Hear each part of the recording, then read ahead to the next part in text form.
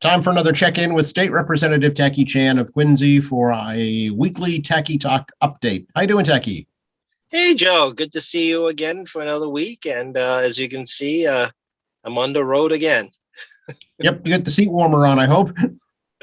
Well, I can turn the car engine off because otherwise you can't hear me talking. But What, no, it's great to see you despite where we are. And again, given the fact we're living this kind of world, it seems like no matter where I am, we can somehow stay in touch. there is no running. You can run, but you can't hide. So I hope everyone is having a good snowy day. Today's Wednesday, the 9th, and we have had our first snowfall. And on the what was it? I got an article yesterday from the Hartford Current about energy prices, which I think everyone's now feeling for the first time as you get your gas and oil and electric bills. Yes, funny you should mention that. Mine went up exactly $100 in 1 month. Yeah, it's you're looking at the again. I mean, the impact of COVID on a global level and the economy is coming back online simultaneously all together. Plus, the challenge of moving energy around the world is it's people competing, not people, but also companies and nations are competing for the current fuel supply. So I don't expect it's going to slow down for a bit as demand continues to rise. Yeah, I was hoping that the president's decision to release some of the oil reserves would have a bigger impact, but doesn't look like it's going to do a whole great deal of good. No, it doesn't appear to do a whole lot. As I kind of talked about last time, he had to definitely do something. And, you're going to see probably a small change in the pump in your fuel prices, but I wouldn't expect a massive decline. U.S. is still the leader in fossil fuel providers. But again, you can only pump so much natural gas or frack or pump oil out of the ground at any moment. It isn't like it moves. That you want more, you move faster. They only can get so much at a steady pace, and then it's just getting into the supply chain, so to speak, into the pipeline. But also, we know there's a massive shortage of truck drivers globally. It's not just a local issue at all; it's a global issue. Yeah. Of CDL licensees, CDL licensees is shortage on a global level. It's not just here. All countries are trying to figure out how to get people to want to be truck drivers on large vehicles. And you still got to get them trained and licensed. So there's a delay, Dave. People want to get into that profession, but you can make some good money right now. And I'll give you an example. Even the European Union, I mean, because of Brexit, the British are not accepting truck drivers' licenses from Europe and vice versa. Hmm. And this is causing a major shortage because not everybody has dual licensing. So you need a British truck driver to pick up the truck once it goes over the border. And given the lack of drivers, generally speaking, these kind of what people listen to call, oh, this like common sense. It isn't common sense, right? Regarding these type of things, when you have discrepancies on licensing and transportation. Yeah, yeah. It's one of the There's another, unintended consequences of Brexit. I'm sure they're realizing now. oh, absolutely. And it's like the people that are anti-NAFTA, right? They don't want NAFTA. NAFTA is bad, but it also involves transportation of goods and services, including our own driver's license and a personal level. You can use a Massachusetts driver's license in Canada, for example. Mhm. So to how allow reciprocal license of transports goods is essential for moving our economy since we are a global economy. So, I'm sorry to tell you all, folks, you're going to have to weather this a little bit. No pun intended about the energy prices. And again, I very much encourage people to look at masssave.com online and to look at other options at the hardware store, like, to see what kind of energy efficiency items you can pick up, whether it be a new thermostat, whether it be more energy efficient light bulbs, whether to get some what you call plastic wrap type sealants around your windows. There are some relatively low cost devices, and also there's a lot of rebates going on things like smart thermostats. So people should take the opportunity now to see what's available, and I know they're out there. So Mhm. Yep. Yep. There's some energy assistance programs too. QCAP, the Salvation Army, the Good Neighbor Energy Fund, places like that can help you too if you qualify. oh, absolutely, you should all definitely look into those type of programs to try to taper some of your energy consumption, and also some common sense things like, you're not using your phone. Don't leave the phone charger in the wall. Take Mhm. take the phone charger off. The thing is still drawing a minute amount of power, but it adds to your electric bill. You got cordless phones in the home. If you still got a landline, unplug the charger for a while. It can run on battery for half a day or even a full day. So just give it a break, so to speak. Maybe unplug the television completely so it's not in warm mode all the time. You gotta have a Right. little longer to boot up. So if your TV show's coming on, you plug it back in, you give it a few extra minutes. Yeah, all these things help and they add up quickly. You'd be surprised, but they definitely do, especially now with the energy costs even higher. They'll have a bigger impact if you conserve more. Yeah, reduction of consumption is the best way to save money at this point. Sure. What has been happening over the past week on Beacon Hill that we should know about, Jackie? Not too much, to be honest with you. It's been a very quiet week on Beacon Hill as we're kind of in the so-called holiday recess period in terms of no sessions.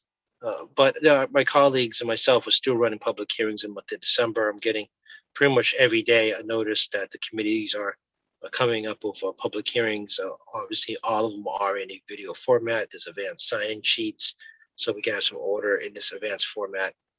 And we're approaching Joint Route 10, which is on February 2nd, where bills have to get reported out. So, we're rapidly approaching the requirement for committees to report bills to do something, right? Favorable, unfavorable, study orders, hold the bill, so forth and so forth. So, as the chairs and co-chairs start to make some decisions about what to do during this time period, um, the activity on hearings and executive sessions is going to pick up. And in my own world, my committee, my staff, and I've already gone through about 80% of my bills already in terms of the committee to do the recommendations to the Senate chairman.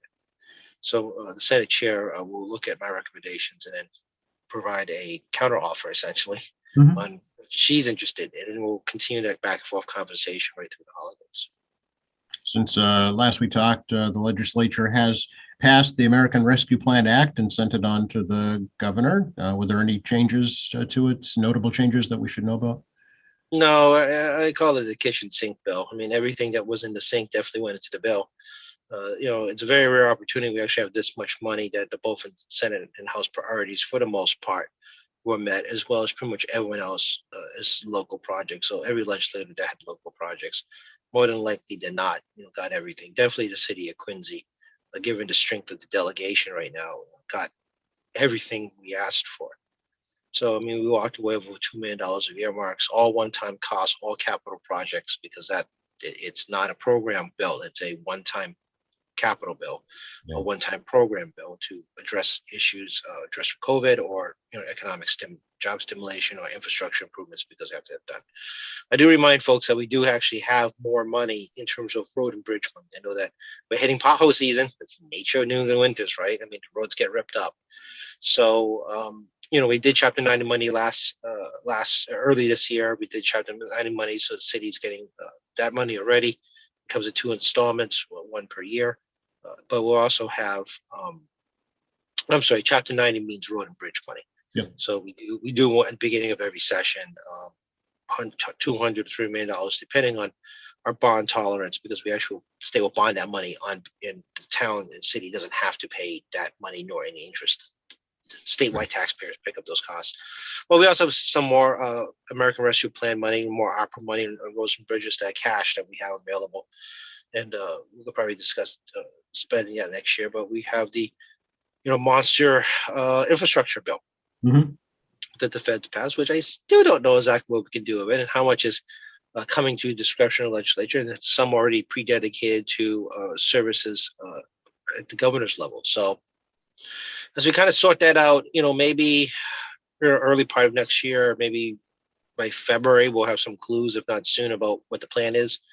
And of course, the governor's budget comes out the third Wednesday, or is it fourth Wednesday? It's the last Wednesday of January. Yeah. So I don't have the calendar in front of me, but the governor's budget's coming up too. So we'll see what the priorities the governors are, given the fact that it is his last year in governorship, and see what his approach is, his priorities as he prepares to leave office. Yeah. Do you think he'll sign the ARPA bill? He was all hot on the legislature for not acting fast enough.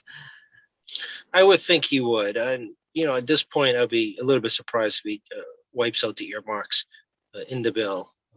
As I like to say, it's a good time to play Santa for cities and towns. So the governor wants to send everyone a gift of cities and towns and local projects. I think he probably would leave it alone. In the past several sessions, especially the budget, it doesn't matter if it's a Democrat or Republican in the corner office. It's irrelevant, quite frankly.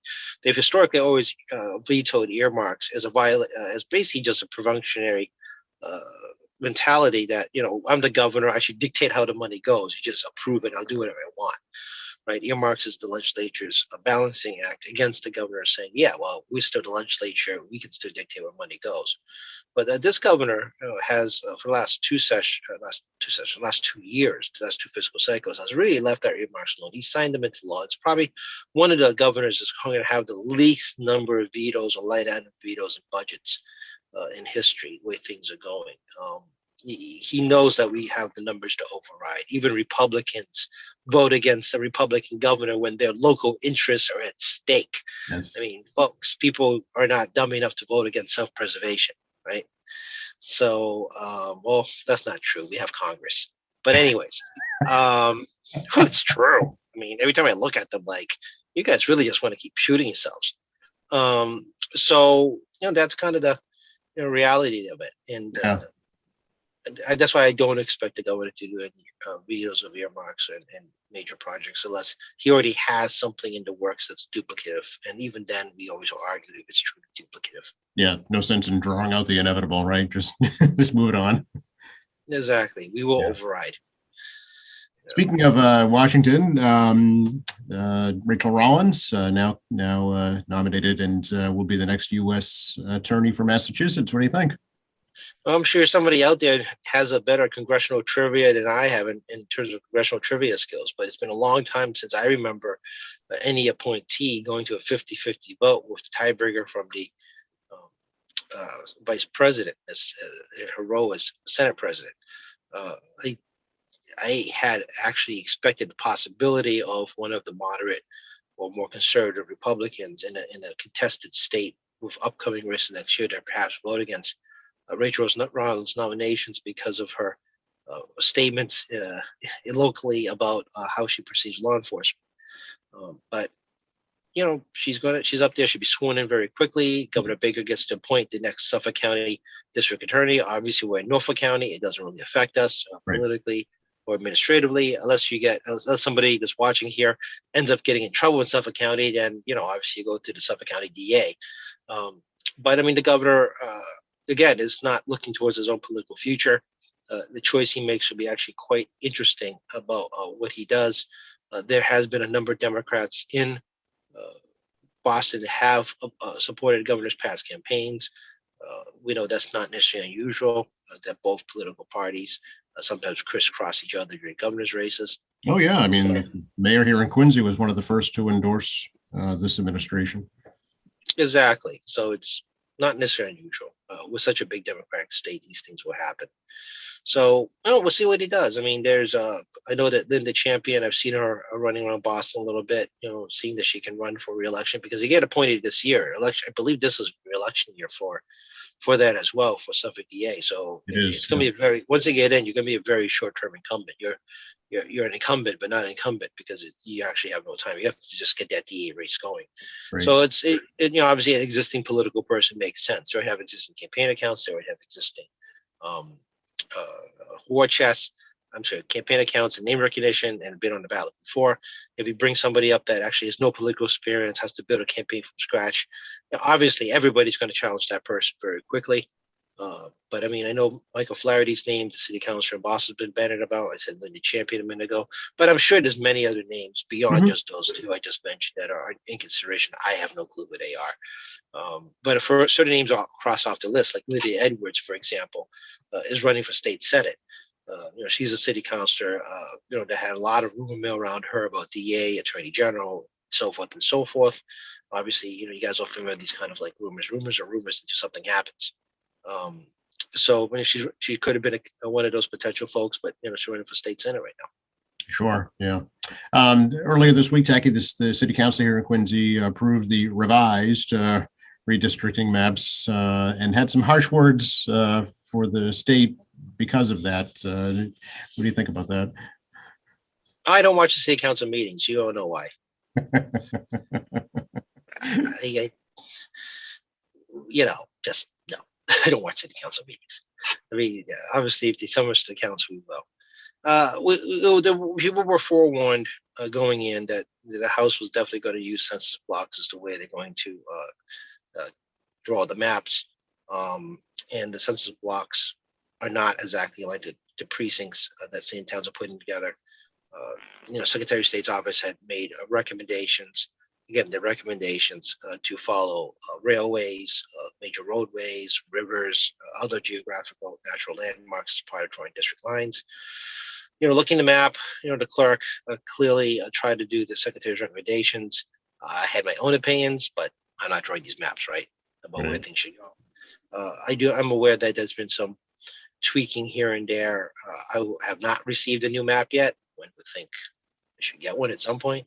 So I'll make a request for a new map, and then we'll see things are. One of the interesting things I brought to my staff this week was that, given the fact we're doing census blocks as opposed to district maps, I have a constituent service database that, I rent, I lease a constituent database, which we put our constituent service information, so my staff can share information easily about what the caseloads look like and who they are and where we are in open and closed constituent cases. But given the fact that we're not using a conventional system in terms of wards and precincts, we're waiting to see, how they're going to adjust their computer system to ensure that I just don't have the whole city, but also identification of where the lines are between the three representatives. So, there's a whole lot of other administrative ends associated with this. I'm aware that some precincts got a little bit nipped on the edges here and there because the census block. I have a hard time seeing like them making a whole lot of major changes. Yeah. I think there's only one ward and precinct in Quincy that was split. So she may keep the rest intact. Yeah, Ward 3 Precinct 2 had a little bit nip off in the Harvard Street area to make the numbers work. Right. So, I mean, it's just moving a few streets around. I think they just, you all know it was coming. I mean, this was not like it was not forewarned. Well, it's really because of the delay in the 2020 federal census, right? That really sparked all this to begin with. Yeah, just to remind folks, we talked about this before, but we normally get these numbers ready to us by sometime in April. And we do the redistricting process through the summer months, and then the city councilors can fight among themselves. And if you're a town, a board of selectmen, and then you can, obviously we don't get involved in voting for these municipal lines, but we do have an opinion as well. And I never got to weigh in, given the short time period on the district, so I didn't see a map to like 3 days before they voted in the first one. Again, I have no say in terms of a vote, but obviously I'm like all of you watching this, I'm entitled to my own opinions as well. And because of the nature of how the census worked out and the problems of the federal government and the prior administration's inability to like be sensible, as well as COVID, and we had to take more time to get counts in on a national level. It delayed everything and really made this particular redistricting messy. And people are now saying, well, why couldn't you wait 2 years from now, which has been done, folks. I mean, we've done things in the fourth digit, so to speak, of the year on election cycles. And it's because the Constitution that the voters voted for 20 years ago. It's been 10 years ago. Requires lines to be done by the second number of the year, meaning 22 in this case. Oh, I see. Okay. 22. So prior to that, 2024 would have been the normal process, but given the constitutional change, we've been dumbed up, and people are like, well, why'd you move it backwards? Well, technology makes it so much faster for us to do district lines. The days of crayons and maps, so to speak, are over. Yeah, we just didn't anticipate there being a pandemic. That's all. Pandemic, Washington turmoil. I mean, those are out of your and my control. It's stuff down there, and of course, the pandemic is out of our control. So, unfortunately, this is the circumstance we have put in, and it's great that the council voiced their opinion, but you all know it was coming. Speaking of the pandemic, why are the numbers going up so much? Tacky, what's your observation? Well, obviously, there's been more breakthrough cases these days Yeah. and infections, but I've heard from folks I've known had breakthrough cases. Some cases they've actually had a booster shot, but I think they were trapped between the activation period. You still have to wait for that 2 3 week zone after your booster before your antibodies rise to that level where your immunity goes into the 90% zone or your resistance. You can pick and choose your word, but essentially your body's better defended. So that is happening. But the hospitalizations continue to be mostly of the folks that are not vaccinated or immune compromised and vaccinated, meaning that you Mhm. have, for example, an organ transplantee, or you're a cancer patient, or you have a severe immune deficiency, for example, OCDP, the respiratory Oh, issue. COPD. Yeah, yeah. Yeah, COVID and things like that are, or actually the flu, and that will kill you. I mean, Mhm. Mhm. any type of respiratory issue um, will be challenged, and we all knew that going into vaccination. I mean, we all knew that it increases your protection. But if you got a severe condition, you're already kind of at risk. It's just that the vaccines reduce your risk level. But I mean, I'm still hearing that Worcester County, in particular, UMass Memorial, is at capacity or near at capacity for ICU beds. And don't be surprised if the DCU center comes back online at some point this winter Mm. as Field Hospital again to do so. And we all saw in the Globe about the MWA uh, sewer numbers are up.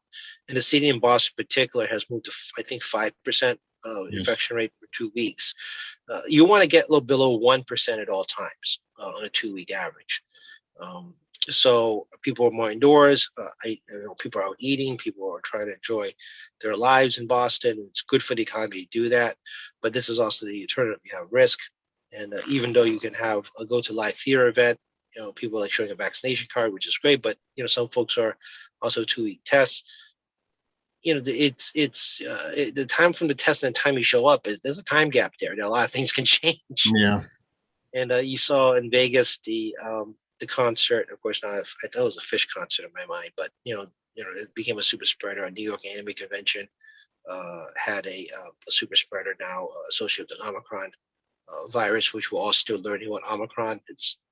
Don't get too caught up on what you read just yet, because I still think there's another week of studies coming up that will probably give us more definitive. It takes about 2 to 3 weeks to get kind of a good data set to see what's going on. Yes. It's in over 46 or 7 countries. It'll be well into 100 countries in another 7 days where things are going with that one.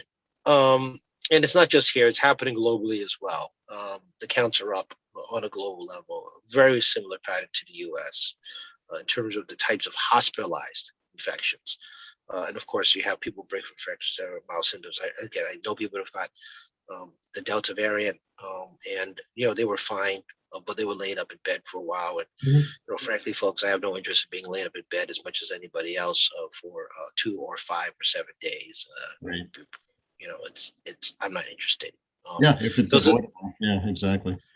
Yeah, and you've all ever seen me in public prior to COVID as I'm a uh, walking illness during the winter time periods, because I will pick up everything in the air, and I'll try to muscle through it. But given um, this type of disease, I don't have a strong interest in being a spreader. Yeah. I mean, one of the things I think it's not being talked about either is the workforce shortage is also impacting the healthcare industry. So that probably is part of the struggle as well. Plus, a lot of them have policies where unvaccinated workers were let go. So there's that too.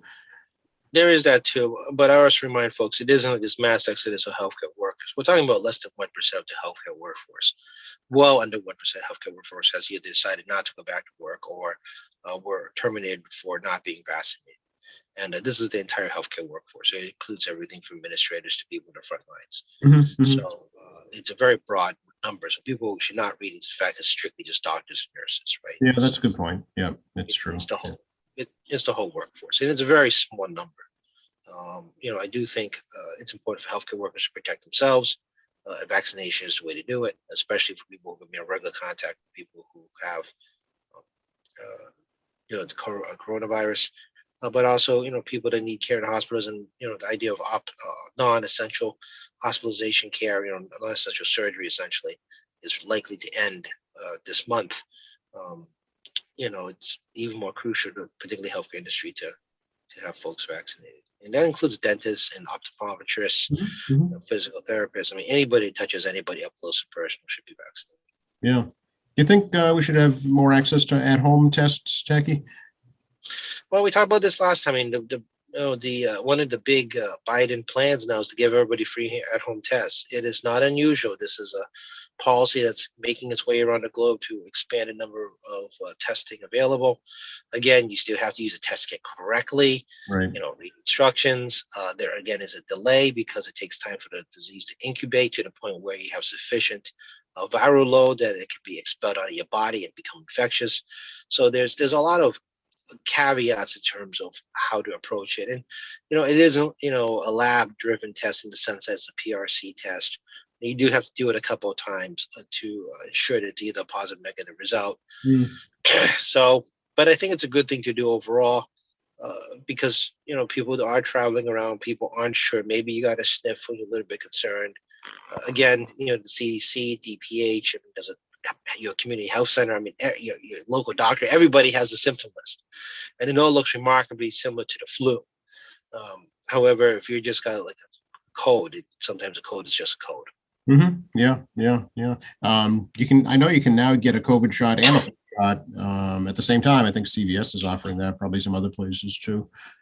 Yeah, I got my flu shot back in October. It's I try to get in before the flu season really shows up.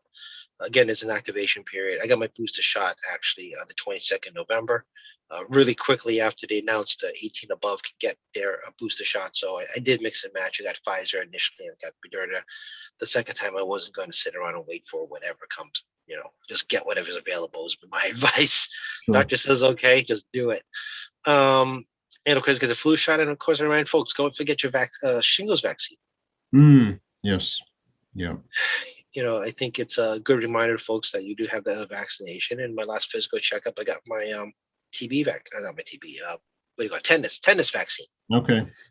I was overdue for my rusty nail vaccine, so to speak. And I think there's a vaccine for pneumonia now as well. So, I mean, we have a lot of tools to protect ourselves. Yep. Again, please do consult your primary physician. Obviously, it's a good time to get your medical records updated. It's perfect time to do so. COVID's become a very good reminder, even for myself, to look at my medication lists, with my doctor and all kinds of other things, just to be sure we're properly up to date. Because God forbid you get ill, obviously, they're going to go to the doctor's office for your medical records, and you want to be sure, it's accurate. Sure, absolutely. Were we able to attend any of the like the tree lightings in the city, Jackie, or other holiday celebrations? Well, for people in House Neck, it did miss a tree lighting. I was trapped in line. Well, it's not really a good word, is trapped, but I mean, I was in an extended line for Joe Bruce wake. I thought I could get through the line quicker. Being elected does not give you privileges in cutting lines, just to let you all know, folks. So, it was very sad to say goodbye to Joe one last time. Yeah. But I think people understand that sometimes we get, and not just me personally, but I mean, all of us get caught up on other things. And yeah, no, I know you were able to attend the Pearl Harbor ceremony, which was very nice. Yeah, I made that on Wednesday morning. It's 80th year of Pearl Harbor as our greatest generation, special greatest generation of veterans start to move on. It's still continuing important to remember these, remembrances, celebrate these remembrances, and remind ourselves of where we've been and where we're going through history. And, it was also good to see everybody. It was a bit of a chilly day, but it was a nice, nice simple ceremony. Remind folks of a lot of sacrifices and the fact that we've been vulnerable before. We were proven to be vulnerable again, and all we can do is be diligent to try to reduce the danger. But you can't predict the future, and you can only anticipate so many things. Yeah. Want to ask you about some international stuff and the whole Russia-Ukraine situation and how this administration is responding to that, Jackie. Well, I think it'll be a little bit stronger response than the Obama administration. I mean, we Yeah. all remember after the Winter Olympics, the Russians kind of moved into Crimea. Was it Crimea? I can't Yep. enunciate things correctly. You know, Crimea. Yeah. yeah, as soon as the paraplegic Olympics went off, uh, no, Special Olympics. I keep getting these names mixed up. You all guys know it at this point, and I can't remember anything properly. The Special Olympics went off.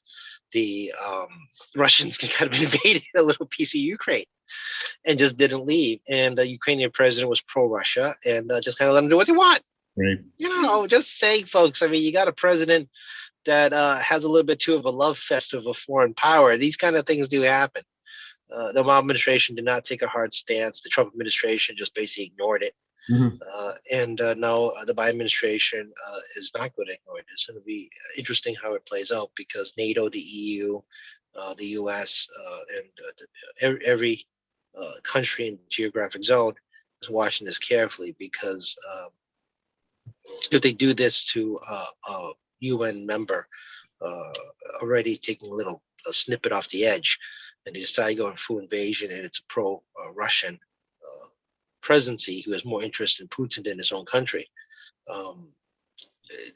This is not good in terms of how international relations work. And those of you who have Ukrainian friends, I came from Brandeis. There was quite a few Ukrainian Jews at the school, and they hate Russians. I don't forget, guys. This was like 1993. I mean, when I was in college, and I was few friends there, and they were Ukrainian. Wow, they really didn't like the Soviet Union. Yeah. Okay. Really didn't like the Soviet Union. So obviously, there's going to be a discrepancy between the general public and their government. And yeah, people don't make that distinction sometimes, but that is a great point. Is it's not the people, it's the government. No, absolutely. And I think Putin's going to test, U.S. and all Western powers. If he tries to inch towards that border with a whole lot of troops that have no reason to be there for a country that can't invade Russia, what the response is going to be. And I do believe it's going to be a much stronger response to the Obama administration. I do believe Biden is not going to ignore it like the Trump administration. Yeah. Speaking of the Olympics, what do you think about the diplomatic boycott of the Beijing Games? Well, it's good to know we're not alone. The Canadians, the Australians, and the British have decided to do the same action as the U.S. I suspect more democracies to do so under President Biden's unified democracy policy. They'll also coincidentally happen to be all very strong U.S. allies economically and militarily. So that's not surprising. I mean, we don't want to disenfranchise our athletes from participating in the games. They worked really hard to get there. COVID just screwed up everybody's schedule, as we know, as the Summer Olympics, and also everyone's training schedules on a global level. And this is their one moment to shine. And it's a long time between Olympics, and some people this is only opportunity. So I think it was very smart for the Biden administration not to boycott the games, not doing a government presence, in China. I don't think that's initially a bad move. I think the general public, honestly, kind of like, okay. But I mean, in terms of international community, working with our own allies on an international level to keep on the same page about, free democracies and, as I like to call, regulated economies, because it's not entirely a full capitalist structure. Otherwise, you and I will probably be likely living in a shed. It was a completely super capitalist structure. But I mean, regulated, probably regulated economies to give everyone an opportunity to get ahead. Should definitely be a priority for the world, particularly in our global markets and and our democracies and so forth. So it's a good move. Like I said, it's going to get some international attention. I think this is more a show of on a again Biden's united democracy front, and I will be interested how many more countries do participate. What I'm actually extremely interested in is whether or not the political statements will be made on the podium. Oh, yes. Yeah.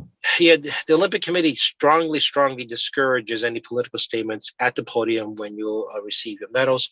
we've seen in the past that people have made those statements. The most notable one is against apartheid in South Africa, Mhm. particularly by black athletes, but also some white athletes. People forget that too.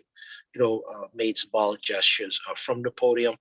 I'm very curious if anybody will attempt that in China. And also, if they do, what is the Communist Party response to that? Are they going to deport them right away? Are they going to detain them? A lot of interesting question marks on that one. Yeah. And we know these athletes are young. Many of them are very young. Many of them are part of our new social media age. And there's a lot of adrenaline, a lot of emotions, and they have their own beliefs and causes too, just like every single one of us. And whether or not they feel that this is their moment to do some kind of statement, we shall see. Yeah. And also COVID, like I said, Beijing and China as a whole is a zero COVID tolerant um, country. We saw what happened in Japan with just a COVID general before Delta really got rolling big. A number of infections of people come in that were fully vaccinated, but very mild symptoms again. Omicron has proven to be very fast spreading. Now, how much more fast spreading? It seems to be higher than Delta. Maybe it looks like. I'm not sure. I mean, the Right. scientists are kind of talking about it. So science kind of comes up and explains more. I think the Beijing response regarding COVID testing, COVID security, will be very interesting to watch. Very, very interesting to watch because you guys watched the Olympics during the summer games in Japan. You can see the auto COVID protocols. We'll see how much access does the Chinese government allow the media to show us what's really going on and how they're handling this stuff. Those remember the Beijing Olympics in 2008, I believe. Mhm. They did have media containment. You couldn't. National media was not allowed to roam anywhere they wanted, and they made enormous efforts to improve the appearance of the city and try to create some degree of um, transparency for tourists and a whole lot of construction. But that was 2008. That was before Xi Jinping. It's now 2022 coming up. It's a different China. Yeah, and I'd be curious to see. I mean, the whole goal is to call attention to the human rights issues in China. Be curious to see if it has that success to do that. Well, you got the Uyghur issue, which are the Muslims in the western part of China that's essentially being put in concentration camps. Number to 2 million is the Chinese attempting to do some form of cultural genocide, for lack of a better term. Mosques and burial grounds have been destroyed and removed. Um, you can look at the BBC that before China shut the Western media out. There's a lot of reports prior to that. Obviously, everybody knows about Tibet. Very complex political issue. A lot of history beyond what you all realize. If you look at the history of Tibet, it's very, very lengthy, very lengthy. And of course, the democracy issue in Hong Kong. They're Mhm. having the first legislative elections this coming December, January. Is it January? I think it's January. And they've required all people to run for office to sign pledges to the government before they even sworn into the government, and also that any past acts will be held against you as soon as you sign this pledge. So imagine, folks, they sign a pledge and they find anything that was not a crime yet be now a crime now, and you can be put away for it. I mean, this is scary stuff, folks. It's very contrary to how we do things in the U.S. and actually most of the Western world. And there are, as a result, they're going to limit candidates immensely. So pro-democracy candidates are not going to be able to participate. A lot of the pro-democracy political parties have been disbanded in Hong Kong. It's very clear that they're moving towards a so-called electoral college-ish style system. And also Carrie Lam, the CEO of Hong Kong. Notice it's with CEO, not governor, not Mhm. council general, not general counsel, not anything there. She's called the CEO, treating like a corporation. Is going to be replaced and appointed by yet another electoral college, which is appointed by essentially Beijing. And people may not remember the district councillors, which is really more of a constituent service, direct contact to people, where the pro-democracy movement won by almost 80% landslide throughout the island. Those guys are resigning left and right again because of the nature of these type of pledges. Hmm. So I fully expect 100% pro-Beijing legislative council. They're going to have a pro-Beijing CEO yet again. They've always been pro-Beijing CEOs, actually. And we're going to see a more curtailed freedoms. And by the way, this election should have occurred last year, but again, they all said because of COVID we can't do it. Now somehow the rest of us on the planet, including the Koreans, who were the first ones to have a major election in the midst of COVID, figured how to do this. So it isn't hard for us to draw our own conclusions what was really going on. Yeah. Be curious to see. There might be more marches in the streets of Hong Kong. We'll see what happens.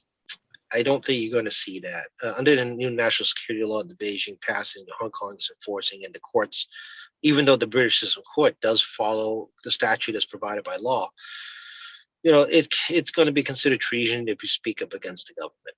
And I have a hard time seeing a massive movement out there. I mean, right now they're trying to chase down people who did do the Tiananmen Square Memorial, and not just in Hong Kong. They're trying to find these folks at a global level now. They're very emboldened to do that.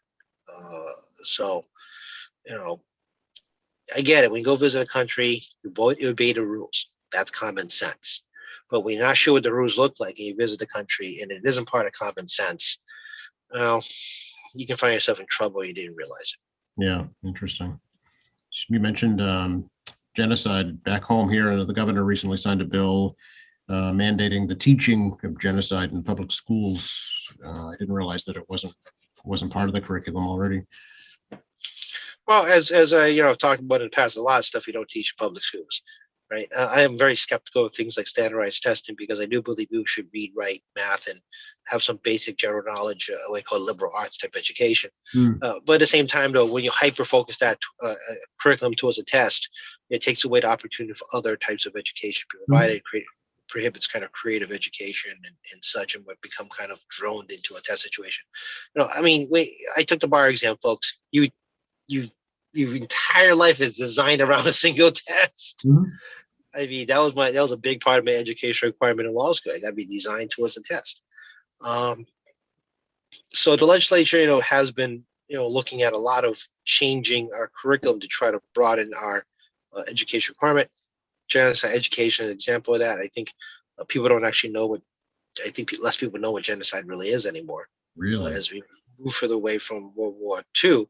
But it's not just the World War II genocide of Jews, but also unfavorable people by the Nazi government, gypsies and other ethnic minorities. But you also have, the Cambodian killing fields, which is a little more recent history in the 70s. You have the Armenian genocide by the Turks. That was really actually about 300 years ago now.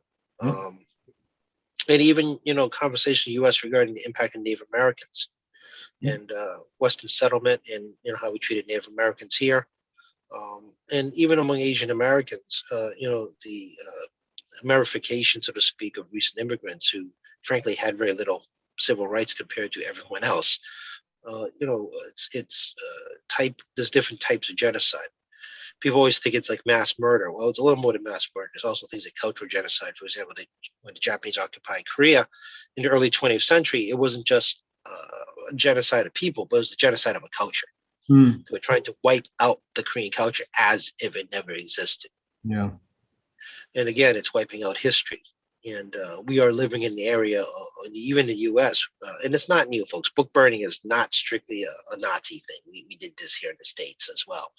But I mean, the idea of wiping out literature, wiping out ideas, wiping out, many different people's thoughts in their lives, it was dangerous. And, the genocide education is part of trying to stem that type of lack of knowledge. And we also still have a bill waiting around. We're trying to figure out whether we can do this as expanding our education to more cultural ethnic diversity education, where there'll be greater education of things like Japanese internment camps, for example.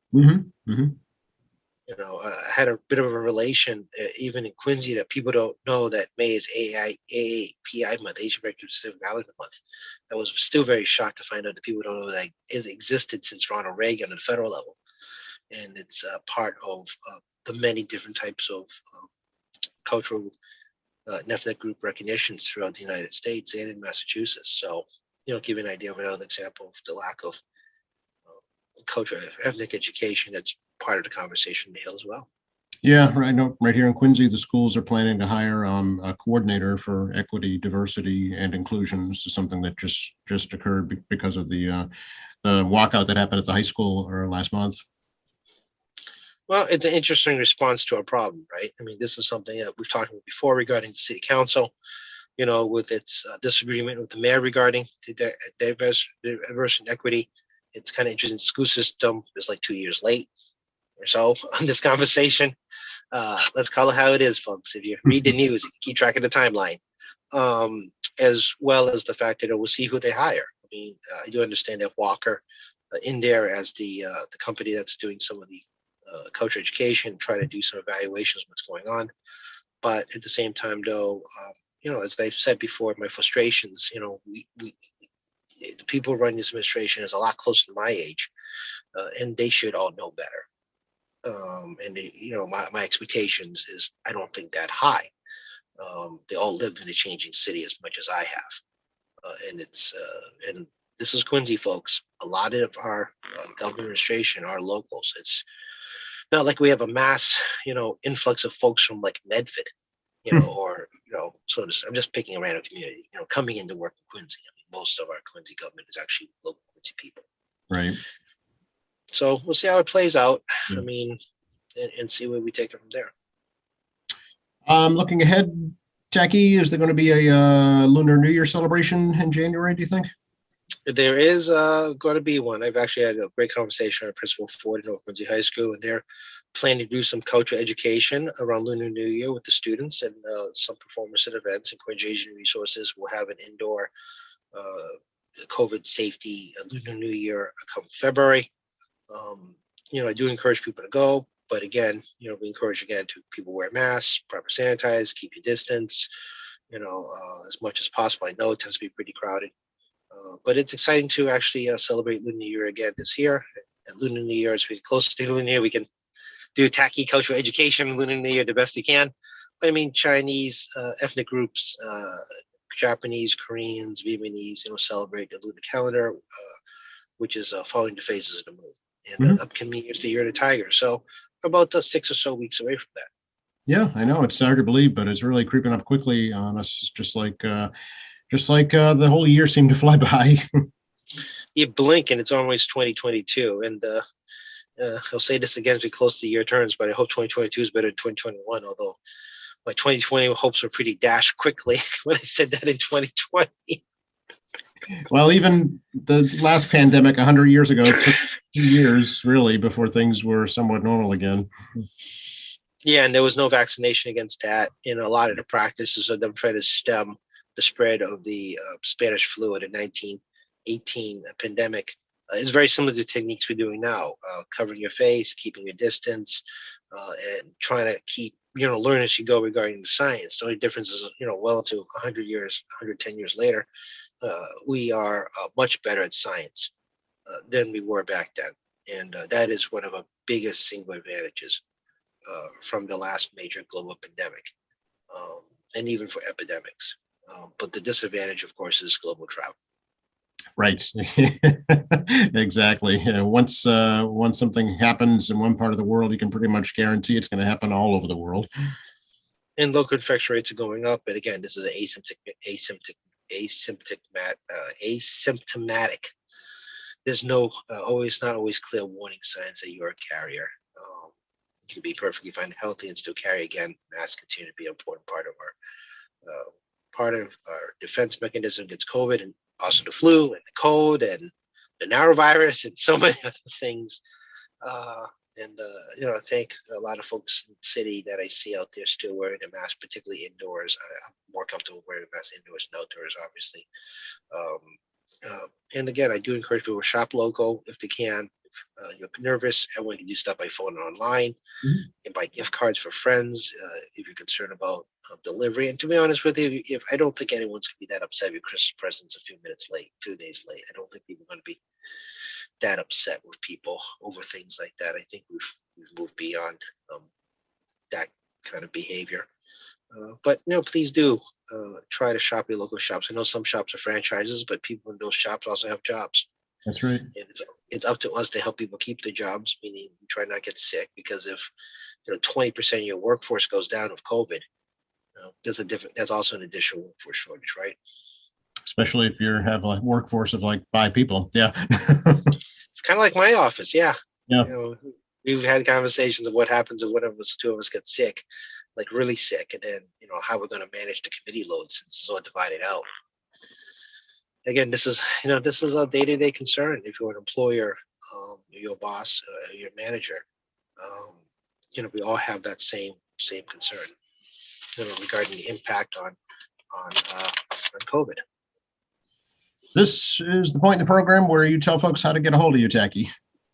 617-722-2014, 617-722-2014. Please smash a button and you get a voicemail of one of the staff, and we'll get back to you as soon as we can. Obviously, you can email me at tacky.chan@emahouse.gov, tackey.chan@emahouse.gov. Right now, I'm up to about almost 200 or so emails regarding the public hearing coming up on Monday regarding the regulation of so-called body works. So I am working hard at sifting through my email right now, trying to take the testimony into different folders versus folks who are looking for help. Department of Unemployment Assistance continues to be the number one email and call I'm getting at the moment. Continues to be the number one throughout pandemic about needing assistance on unemployment related matters. State Representative Tacky Chan, Facebook page. You want to come watch me on a public hearing on Monday? Can't promise it'll be exciting, but you can see me again if you want to. And of course, tackychan.org. We keep some reference numbers for folks so maybe you can bypass calling us and find your own. And of course, QATV. You can look at me in the past, if you really care to. But also QATV has great public programming on other elected officials and city government officials and other not-for-profits and many other service organizations that can provide important information as well. Absolutely. And we should point out that you're not wearing your seatbelt because you're not driving. You're just sitting. Oh, yeah. No, there is no movement. Hands off wheel, folks. You do not hear the engine. I do not have an electric car. We're not running on sound. Trust me, you can hear the motor if the car's running. Thanks a lot, Tacky. Good to talk to you. Good to talk to you. See you in a week or so.